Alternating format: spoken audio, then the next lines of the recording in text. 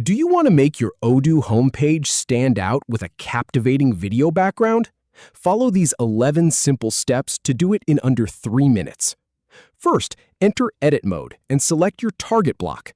Then pick a video from the media library and apply it to save. Start by navigating to your homepage, the place we'll be making changes. Then, click on the Website app to open up the builder. Once it loads, hit Edit at the top right to jump into customization mode. Now, click on the block to which you want to add the video background. On the right side panel, locate the Background section. Then, click on the media icon to open up your video options. Here, you can paste a video URL from YouTube or Google Drive to use as your background. Alternatively, you can also use one of the suggestion videos provided here. So go ahead and click on the video you want to use. Then hit the Add button to apply that video to your background.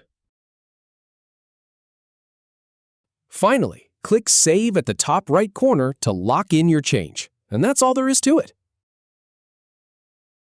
If you have any feedback or if any info is inaccurate, please leave a comment below. We'll do our best to answer or redo the video if needed. Thanks for watching.